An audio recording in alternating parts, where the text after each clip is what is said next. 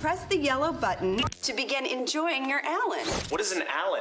The Alan Cox Show. On 100.7. Actually back from St. Bart, and you're always running around doing something. Did you host something last night? Was that as recently as last night or the night before or It was something? this past weekend. Yeah. So I hosted the Make-A-Wish Gala, which was in Columbus this year. So Make-A-Wish, they have different chapters. So for our area, it's Ohio, Indiana, and Kentucky.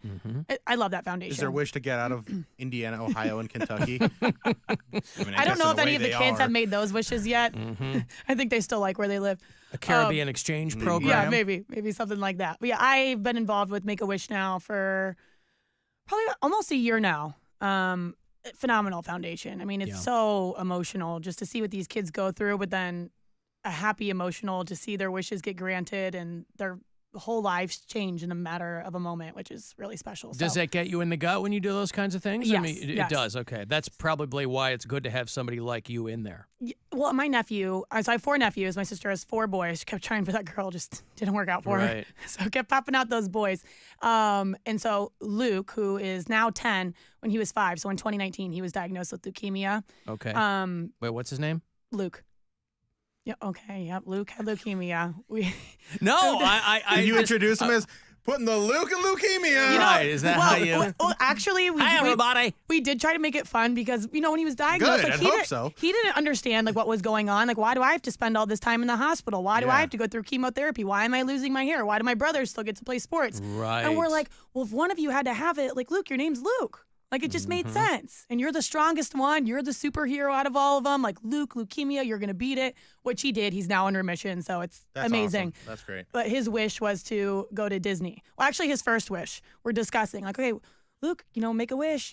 They said that they'll grant whatever you want to do. He's like, what about getting to meet Nick Chubb? I'm like, Aunt Bridgie could probably make that one happen. Think bigger. Right. And he's like, what if I could get on the field at a Browns game? Like, again, Aunt Bridgie could be your fairy godmother there. I'm like, let's think bigger. And he's like, well, I want to go to Disney, but we can't do that. I'm like, yeah, you can. That's the whole point, man. Yeah. That's great. And he's like, with my brothers? We're like, yeah. Like, mom and Pick dad one can to come leave too. behind so you can make them real jealous. I'm like, well, what about Aunt Bridgie? He wants mom and dad to go and his brothers to go. He's like, great, that's my wish. I'm like, hey, remember me? I helped you talk through this wish. But anyways, he had the best week of his life. And just to see Did that. you get to go with him? No, he didn't ask for me to go. It doesn't even make sense. I don't know much about Make-A-Wish other than the broad strokes. I understand what they do. But I also wondered, there has to be some kind of cap Of wishes? on a wish. Yeah, well, you can. There is. Since you didn't bring Aunt Bridgie to Disney, I guess what? You're not meeting Nick Chubb or getting on the Browns field. Seriously. No, I mean, if the kid's like, I love space travel, I want to go up on one of the Elon Musk rockets, they're going to go, we can't do that. Yes. Yeah, I am sure there is. I didn't realize until I hosted the Wish Gala this past weekend. There's just in Central Ohio, there's 280 kids waiting for wishes. So that's why we do galas like that where people donate. We raised over $800,000. So that's 80 wishes. They said on average each wish cost about $10,000. That's the average. Yeah. Some of them cost $80 million when they send them up in that SpaceX rocket. Who knows? But some of them don't cost a lot. Like we had one of the kids speak. She was amazing. She has a rare disease and has never been able to walk. So she's in a wheelchair. She's now 12 years old. And the confidence, she was so witty and had this confidence. And that's how my little nephew is too. And there's another little girl. I'm like, it's almost like they grew up overnight because they've had to go through so much more than what we have gone through. Yeah. They're not around kids that often either. So they just have all these interactions and it becomes part of, where they can thrive. Totally. In having that personality and reaching out and being a little cheeky and stuff like that. And also when you're dealing with those health issues, nothing else is going to be worse than that. Yeah. Exactly. So you can go out and kick ass in just about any other area. Point. Yeah, Like her wish was she's really creative and she would always play Sims when she was in the hospital. And so her wish was to be an interior designer for the day. Like I can't imagine that cost a lot of money. Don't wish that to Harrison Butker. Yeah. Like, don't you mean you want to be a mom? Don't you want to stand in the kitchen You're and not make allowed a to have a souffle career. all day long? You're supposed to be having babies and cooking, and that's You can it. design one interior, your own house. I also saw your name on the Crush 'em for Cancer thing that's coming up, too. Yes, I'm excited for that. That's cool. Yep, that'll be coming up at June 12th. It's at Market Garden Brewery. So Austin Love, this is his second year. He puts it on. Remember him from WKYC? Yeah, I know Austin. Yes. Yeah, He he's great. pops on with Jeremiah from time to time. Yep, he's awesome. So yeah, he is spearheading the whole event and then gets some other local quote celebs You're one of the, well, involved. I'm looking at the list of celebrity bartenders. There's an egregious absence of the names Bill Squire and Alan Cox, but other than that, it is to benefit the Leukemia and Lymphoma Society. Yes. Yeah. We should get you guys on that list. Michael Polk, Oh, Timothy Misney. You'll have to talk to my people, which is me. Bill has But- people. Yeah. It's Yeah. just me. Listen, my people. I know that Bill has people. So we always make jokes about like, oh, Bridget, you're always like sitting courtside and I'm up in Loudville. So I'm at a Cavs game and I'm looking down and I see Bill like fourth row. And I'm like, oh, well, look, Mr. Bougie over here Yep. acting like, oh, I'm not above Loudville, but he's sitting fourth row. But I've also living his sat best in life. Loudville.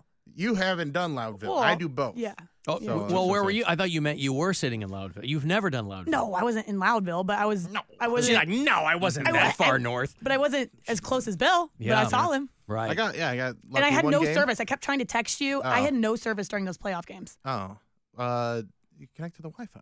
I tried. Oh. Loudville, there's always service because you're closer to the satellites. So You're probably there's right. no interruption The in perks of service at Loudville. all. Yeah. Yep. Well, as far as like benefits and stuff like that, yeah, you got your whole like helping kids with cancer. I'm doing a benefit to help young ladies just prove how hot they are. I'm judging a Miss Around the Corner. Wait, what? There's a Miss Around the Corner pageant? Yeah.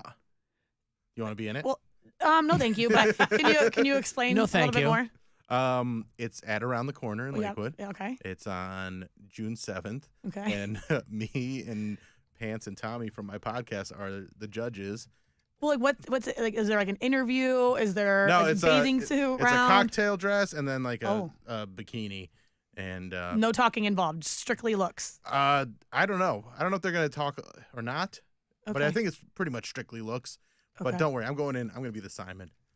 Oh, you're gonna be you're- tough on these girls. You're going to be the tough judge? Yeah. When is this? This is June 7th. Oh, yeah? At, like I think they check-ins at like 10 p.m. and then Oh, the show I think starts at 11 p.m. So I'm gonna be so tired anyway that I'll just be a cranky old man being like, "Yeah, I've seen boobs before." I don't care. so like no talent round, no interview round. Just put on a Not that I know little of. cocktail dress, I and then think I it's want to just see like- you in a swimsuit and Right. strut around the corner.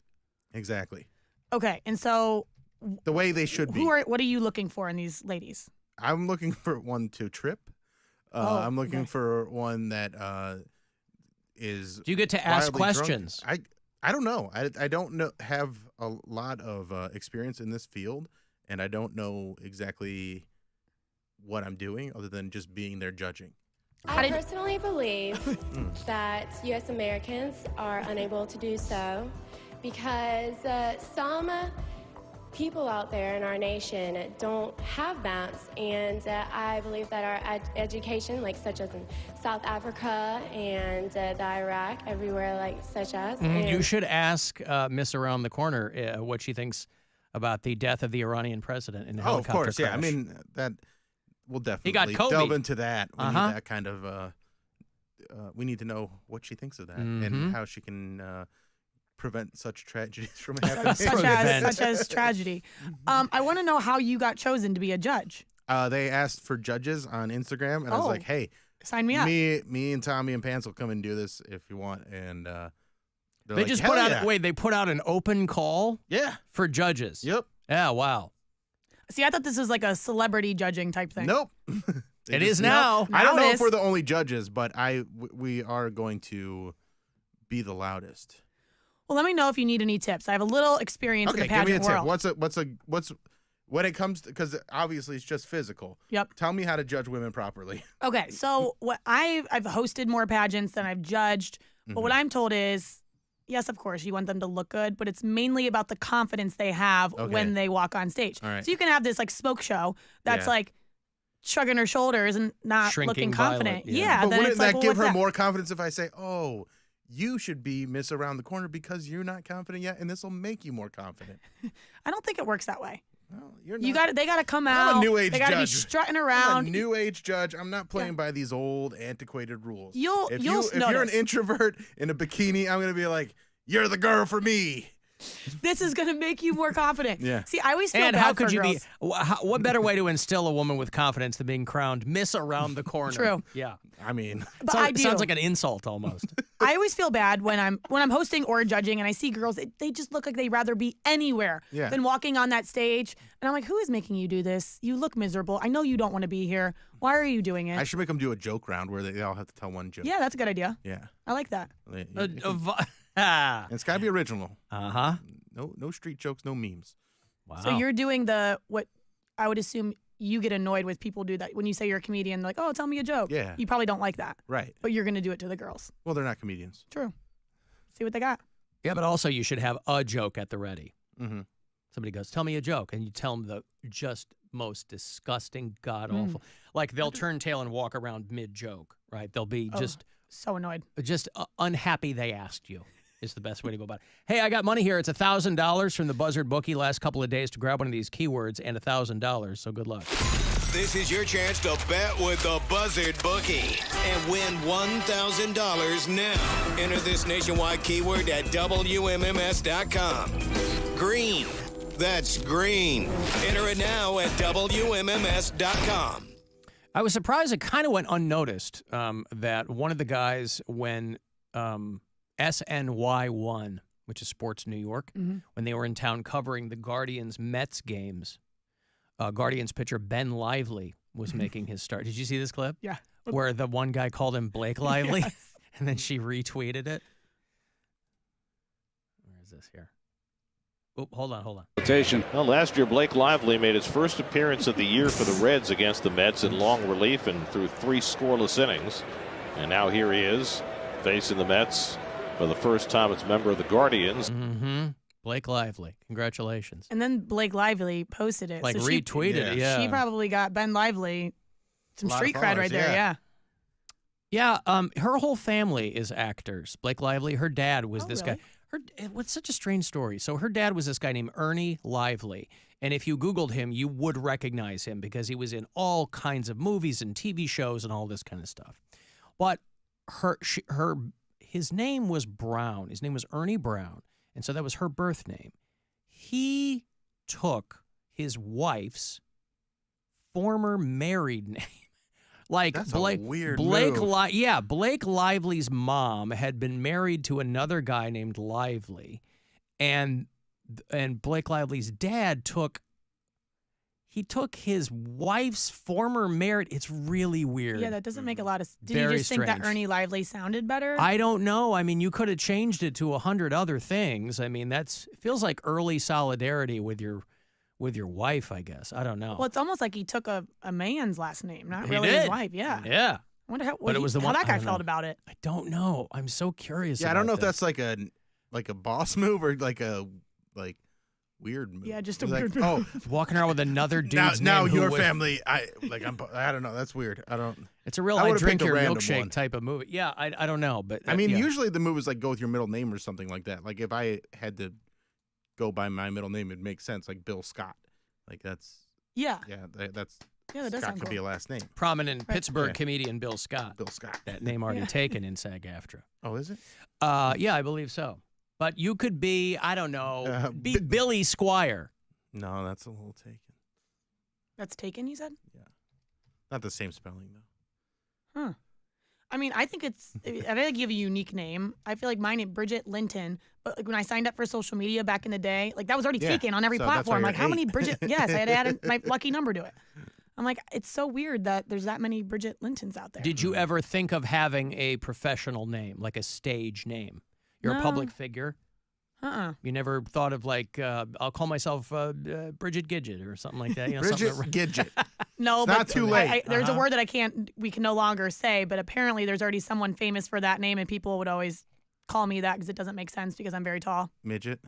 What, Bill? What? short, You can't tiny. say that. Well, we're talking about the word. Yes, we're okay, not so calling there's- anyone. So that. apparently Yeah. there's someone named Bridget. You can say it for the me. midget, but that, Yes. she was a Yeah. porn star. Yes. Yeah. And so people would make jokes when I'd say that's my name, and yeah. But that's a really lame joke because I agree. you're tall. That's was supposed to be the joke. I'm like, it doesn't even make sense. But the only connection is that it's Bridget. I mean, Yes. they could have called you Bridget Bardot. That's not exactly a contemporary reference, but Bridget the Midget's going back 25 years, I think. So Yeah. Bridget Fidget. If you want to go with Bridget the rhyme thing, Kidget. I know we're gonna. they don't just have rhyme to it up. rhyme. I was just thinking off the top of my head. Yeah, I don't know what it would be. And plus, I never changed my name because you have I a cool name. No, oh please, a cool name? I think so. Oh, It's very God. memorable. I guess it'll make it cool. A lot of things are memorable and not cool. No, because my thought was it would have been a lot easier to have a different name. But I was like, if I ever have any measure of success, and I'm still waiting, it'll be my parents will, if they take notice, they'll be like, oh, yeah, he kept his name. It's like a family name, whatever.